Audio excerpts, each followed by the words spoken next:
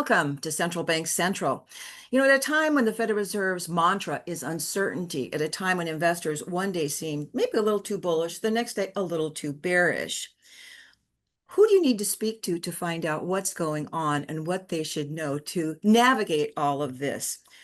Larry McDonald is my guest today. He's a Wall Street professional for decades now. First time on Central Bank Central. He headed U.S. macro strategy at Societe Generale years ago. He was a vice president at Lehman Brothers at a very critical time, a time when the world learned that there was at least one U.S. bank that was not too big to fail. And of course, this led to a book that is still a bestseller, A Colossal Failure of Common Sense. He's currently a strategist, investment advisor, offering advice under the catchy moniker, The Bear Traps Report. He publishes Turning Points as well. It's a weekly letter chock full of investment wisdom.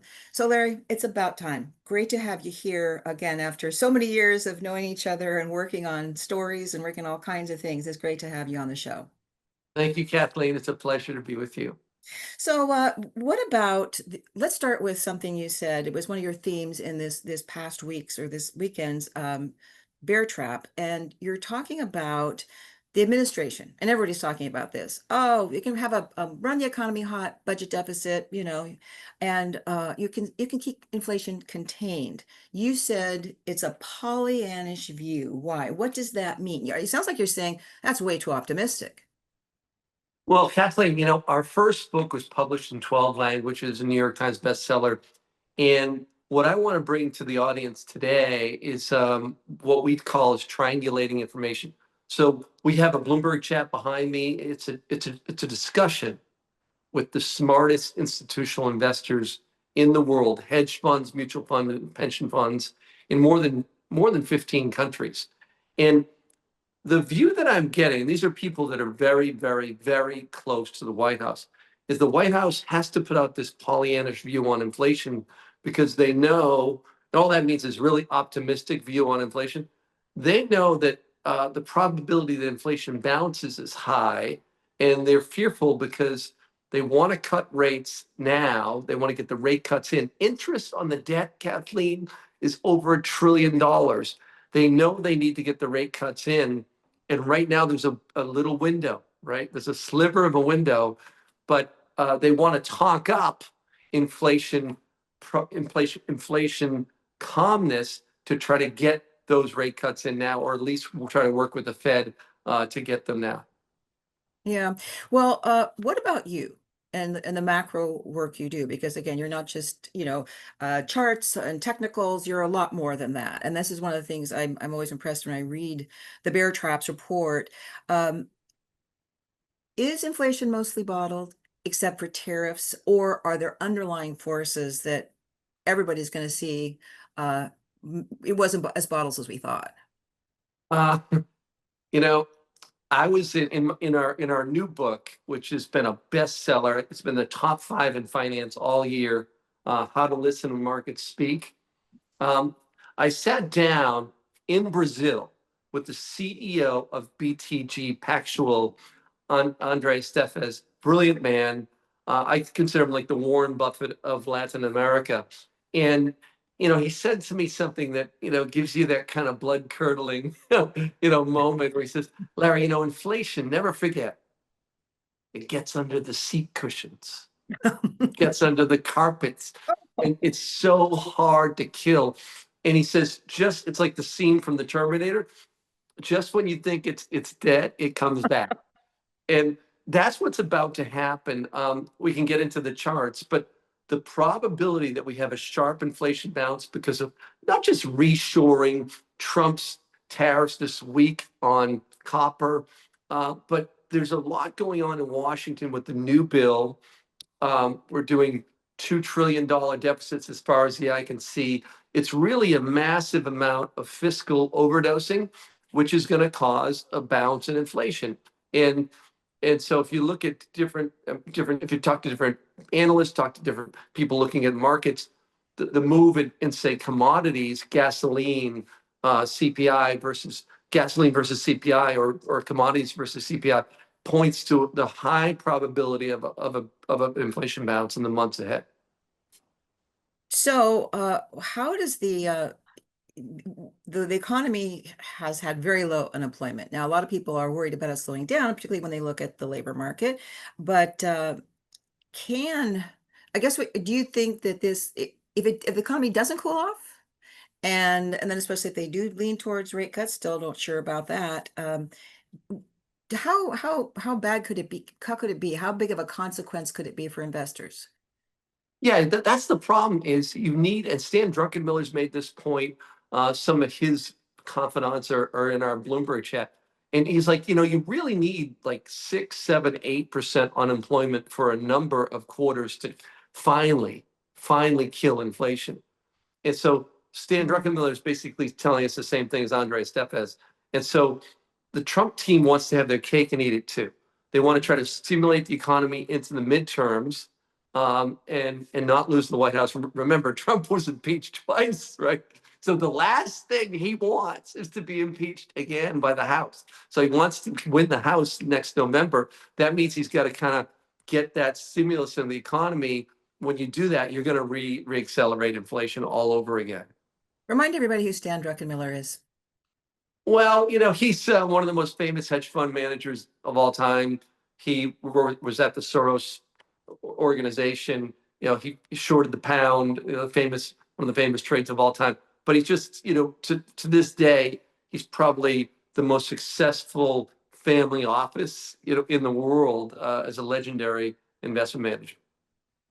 So I want to bring in another issue, which who knows how important it's going to turn out to be, and that's how the president keeps trying to get rid of Fed Chair Jay Powell, right? All kinds of stories, all kinds of things he says. But today, a very interesting story. Let's bring it out because Trump is saying that Powell should resign immediately if he misled Congress on this, I call it a remodeling of all the big Fed bank, that complex in Washington, D.C. And it's this criticism seems to me to be, stories I'm reading, is being led by the head of the Federal Housing Finance Agency, Bill Pulte, who a Trump appointee, of course. And he says that his testimony to lawmakers about ongoing renovations at the bank's headquarters was, quote, deceptive. So he's calling for the resignation of Jay Powell, which Trump is certainly pounding the drum on social media. We don't know. I mean, I heard that testimony, and I guess maybe Powell thought, how much these guys really want to know about how much this cost and what we're paying for doors or, elevators. But anyway, broadly speaking, how big of a deal is this for investors? How big of a deal is this for markets that this Trump trying to get rid of Powell, and a lot who follow the Fed closely figure, sorry, buddy, you can do all you want. It's tough to get rid of a Fed chair, and you're going to have to say goodbye to Powell in May of 2026. Right. And, there's a scene in our book, How to Listen When Markets Speak, where I sit down with Dave Tepper. And one of the best lines for investors is, the market can handle 1 or 2 or 3 points of near-term uncertainty, no problem. When you go to 5 or 6, 4, 5, 6, or 7, the probability of a near-term correction rises dramatically. So far, Trump's been making a lot of noise on Powell, and the markets ignored it. If that happens along with other developments in the marketplace, then it's going to mean a lot more. But the fact that he's taken it up one more notch to, kind of like a termination on a technicality, points to how nervous they are. I mean, they are really nervous. They want to get rates down. Like I said, interest on the debt is high, and they feel like if they lose the window, if inflation reaccelerates in the first couple quarters of next year, which I think the smart money that we talk to in the chat, if you look at break evens, I can show you the chart on that. But if you talk to the real institutional investors, they think we're going to have this snapback, and then the window is going to close. It's going to be very difficult for the White House to cut rates. So they're doing everything they can to push Powell out. So you described yourself right now in an aggressive raise cash mode. We're gonna go through a lot more things that are driving the economy and driving the markets, but I want to put that right at the top. What are you raising cash for? What's the next big thing? Well, Buffett has his highest cash position pretty much ever. Um, there's a lot. The only thing that's worked, and we were aggressive buyers of commodity equities in April and May in our trade alerts, the lithium names, some of the coal stuff, the copper names, the uranium names. So we've been buying risk on, and hard assets are dramatically outperforming financial assets this year. Gold's up 25%, equities are almost flat. So we are bullish on what we call hard asset type companies. We're bearish on the market, especially right here, because the only thing that's worked, Kathleen, since 2022 is sitting in the boat and waiting for an opportunity to buy. Chasing the market at highs really hasn't worked. Anybody that did that in January or February, you had a big drawdown in April. We had a drawdown last summer. We had a drawdown in 2023. We had a drawdown in 2022. So you want to like raise cash just like Buffett is, and be there for a real good buying opportunity. Well, when you wrote the New York Times bestseller, A Colossal Failure of Common Sense, okay? Do you see current failures in common sense and, markets, politics, geopolitics? What do you see? Well, just valuations are pretty crazy. You got Jamie Dimon selling JP Morgan stock at the most aggressive pace. He's essentially dumped 25% of his holdings in the last year. So there's another kind of famous investor, CEO of one of the largest banks in America. And so if you look at the complacency in the market, the trust in the Trump team right now is at a really crazy high level. There was no trust in the Trump team on April 8th. And so, and if you look at the housing market with rates kind of creeping back up here, think of this, Kathleen. Um, the 30-year Treasury, the Basent team has thrown a lot of tricks out of the bag to try to drive down the long end. That's the longer term Treasury yield, whether it be the SLR, the supplemental leverage ratio, that could potentially be very bullish for bonds. This move with Wells Fargo and the cap, and the fact that the Treasury Secretary and Trump are both telling you they don't want to issue that much or that many longer dated bonds here. So they've done whatever they can to try to push longer dated bonds, like our 30-year Treasury, lower in yield. And guess what? We went from 515 yield.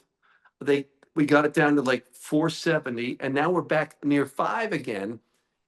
And if you look at bond yields globally in Japan, I think something's going on where people buying bonds now just don't trust governments like the United States with those endless $2 trillion deficits, and people want to own shorter term bonds. They're really nervous about buying long-term bonds. And essentially they look at Washington is smoking in the dynamite shed.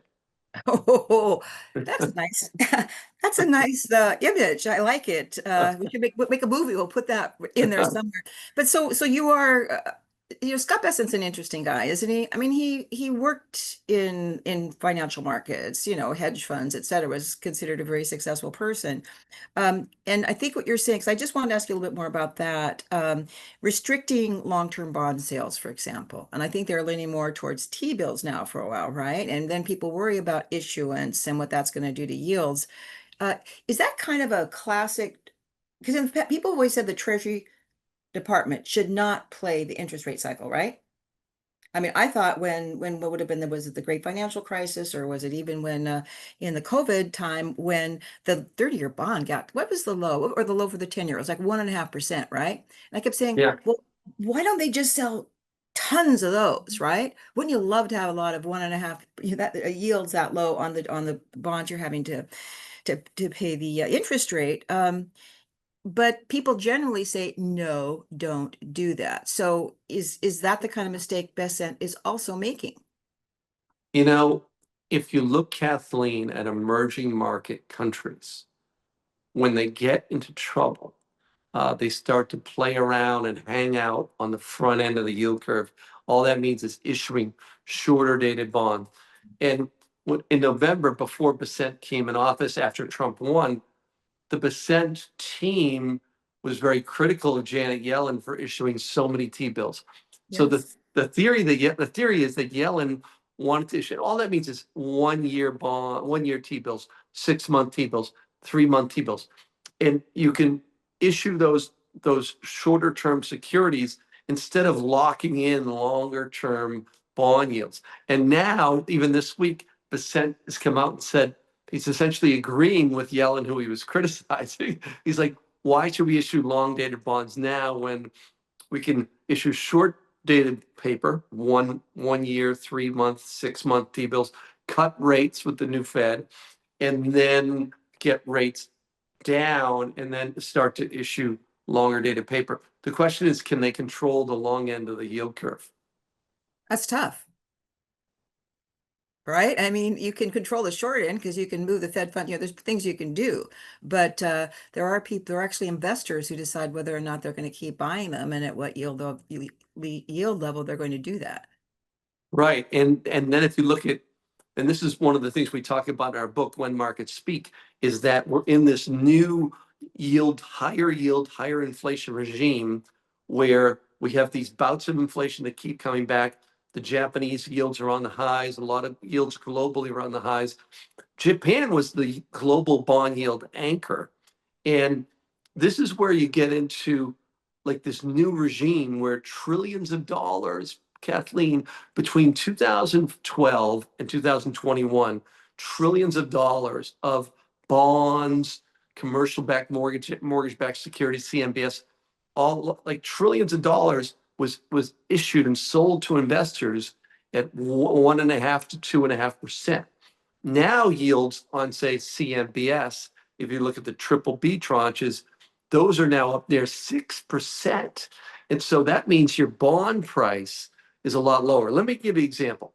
Okay. Um, Apple has a CFO that issued tons and tons of bonds in 2020, 21. And there's a 2.55% Apple bond that matures in 2060. Kathleen, it's trading at 55 cents on the dollar. It's backed by Apple.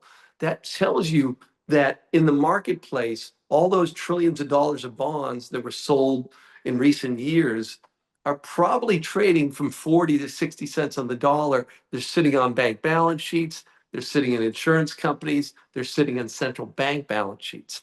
And that's the dirty secret. And that's why a lot of people are so concerned about getting rates down, because as higher interest rates have actually created a lot of these losses that are sitting on a lot of balance sheets. Yes, yes, yes, yes. Yeah, I want to ask you about Europe. You mentioned Japan, and of course they had YCC, yield curve control, for so long. They were able to keep the JGBs, 10-year JGBs in one place, and that's what changed over the last couple of years. But I want to talk about Europe, because if there's more bonds issued by the U.S., then that could widen spreads with Europe, right? But Europe now showing signs of improved growth. The NATO investment theme, they're going to step up defense spending. Germany led the way, very important. That's kicking in. Do you still expect U.S. spreads to widen versus European bonds? Okay, so this is really interesting. Um, in January, we hit the debt ceiling. And what that means for people watching us right now is there's been no new net debt issuance from Washington. So every bond that matures, one's redeemed. Now, because we just did the big, beautiful bill, they need to catch up, Kathleen, on bond issuance. We calculate, and we're triangulating this information from our institutional clients in the chat. We believe it's 1.6 trillion between now and December 15th that has to be sold to investors. Basent has already told us they will want to issue that on the short end. What that's going to do is, in the near term, it's going to drive up bill yields, so 1 year bills, 6 month bills, 2 year note, 2 year bonds, or 2 year notes. That's going to drive up the front end of the yield curve. And so our yields are going to go up relative to the rest of the world. That's going to suck money short term back into dollars. So I think Right. near term, there's a high probability, at least for the next couple of months, of a dollar counter trend rally. We've had the dollar's worst first half since I think the 70s, down 12%. I think the dollar from high to low. And so if they're going to issue a lot of front end paper, 1.5 trillion in a very short period of time, 600 billion more than this same period last year. That's a lot of higher bond yields that are going to suck money into dollars, and you're going to get a nice counter trend rally in the dollar. How are tariffs factoring into investors, into your view of markets, investments, the economy, all of that? Because, the standard economist view is they're bad. Tariffs are always bad, right? They're going to hurt, they're going to raise prices. They're not going to raise the kind of money in terms of what Trump's hoping for the budget deficit, et cetera, et cetera. But it seems to me there's another side, I think, that's also they're like, this is strategy. This is so much about strategy. And Trump says one thing on tariffs. Oh, then he says that, right? But that he's really using this much more as a tool to get other things out of other countries that he wants. How does that, what do you see there? And what does this mean for markets? What does it mean for investors and the economy when it's one of the big reasons why the Fed is so uncertain right now, right? We got to wait and see what tariffs do to inflation. What is their Right. motivation? You know, Trump was elected twice, in the most recent time by a large majority of the people of the United States voters. And you have to think, like, what are people thinking about? They're thinking about the 5 million jobs that have left the United States and gone to Bangladesh, India, China, Brazil, all over the world. So we've raised the standard of living globally dramatically around the world, but we've decimated the Rust Belt. When I wrote our new book, I went and visited families in upstate Pennsylvania, upstate New York, and it's just ghost town after ghost town after ghost town. So we finally hit the breaking point of frustration in America. Trump's, trying to put out a sales pitch around, okay, tariffs are going to bring jobs home. You're never going to manufacture Nike sneakers in the United States again, right? You're never going to, textiles are not coming back. But will tariffs force some companies to bring some types of technology, semiconductors, all kinds of specifically targeted tariffs, bringing some jobs back to the United States? Yes. At the end of the day, both Republicans and Democrats abandon, you can argue, the middle class, and Trump's trying to stick up for that group. We're not saying he's going to be successful, but he's the first political candidate that's actually tried to use the tariff weapon to bring jobs back home. Not saying he's going to be successful, but that's the sales pitch. Speaking of jobs, let me jump back to some real basic macro question. We had the jobs report recently. It turned out much better than people thought, and not at all like the ADP report, the private jobs report that showed a drop in jobs that month. When you talk to your guys on the chat, when you look at the numbers, you look at your charts. How does the labor market look to you? Does it still look solid? Is it going to stay strong enough that it's going to be very tough for the Fed to get that kind of drop in inflation that would allow it to start cutting rates? When fiscal juice oozes around the United States, it becomes extremely difficult to predict the labor market. So we've done the fiscal overdose. So let me give you a stat from our new book. The fiscal and monetary response to Lehman Brothers was $4 trillion. The fiscal and monetary response to COVID, the regional bank crisis of 2023, and the fiscal juicing into the election by Team Biden, trying to, make things strong into the election, comes out to $16 trillion. And so the only thing that we're seeing is the breakout in claims, continuing claims, I should say. That's been a very formidable issue. We're also seeing consumer discretionary equities dramatically underperform, and those are good recession leading indicators. But I think what happens is every time the economy starts to weaken a little bit, the fiscal spending offsets it, which once again, that almost guarantees us more sustained higher inflation. But this new bill, I think the economy was weakening, and now we're going to have another, we're going to have tax cuts. We're going to have some natural extension of tax cuts. We're going to have, there's some stimulus in that bill. And I noticed this week, the IWM, and that's the Russell 2000, those are companies that are more exposed to the United States, whereas the S&P 500 and the NASDAQ have 50% of their sales that are more globally. So I think that we're starting to get back into this wishful thinking back toward growth in the United States because of this new piece of legislation that just passed. So, are you, would you like to see the Fed cut rates for a while, like the president would, get a little more juice in the economy? Uh, or are you more in the camp that says, wait a minute, guys, this is a story that ends badly. This is, you got to be more of a Paul Volcker and less of somebody who, kind of gives in and goes ahead to shore up the job side, everything else side. Yeah, if you cut now, you're going to really reaccelerate inflation. And the theory is that they can grow their way out with higher nominal GDP. And that, well, at the end of the day, I think the bottom line is they want, and I think what I would do is the only way to get out of a $37 trillion debt hole is two ways. Default, debt jubilee, which goes back to the Bible through many different civilizations, right? The Yeah. debt jubilee, or massage interest rates through artificial means below the rate of inflation. Then you can monetize the debt and get out of this hole. That's the only way out. And so that's what they're trying to do. That's why when you see Besant floating this SLR, this supplemental leverage ratio, all it means is trying to force the banks to buy more treasuries. And they're putting a gun on the table. They're using all these measures to kind of massage interest rates below the rate of inflation. Real quick, just start on the SLR, what it is in a nutshell, and how it does that, how it makes it cheaper and easier for banks to hold treasuries. Some people think it's a great idea. They don't think they think it's fine for banks to hold treasuries. You know what I mean? I think there is a bit of a debate around that. What do you see? Yes. And so when you talk to analysts around the SLR, I did a speech a couple weeks ago at the University Club where we had a really good debate with some of the people in the audience.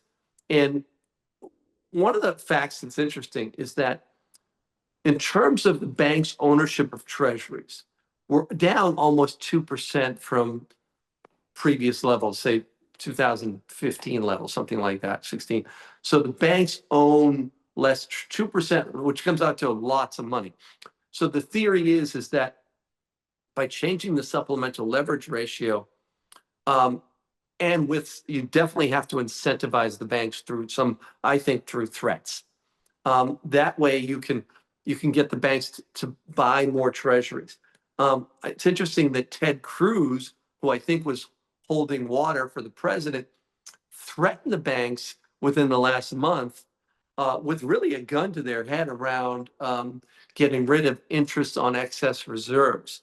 And all that means is right now, if banks hold excess reserves, they get about $1.1 trillion a year from the Fed. And so if they force the banks if they say, listen, you guys have to own more treasuries, and they use regulatory force on them to do that, that's a potentially useful tool to massage interest rates below inflation. That's what's called financial repression. And in that world, that's where hard assets dramatically start outperforming financial assets. So hard assets are companies that own copper, nickel, uranium, oil and gas. Those types of assets start to outperform financial assets, which are just paper certificates, bonds, and growth stocks. Boy, so is that where you're heading? Is that where you're putting more of your money?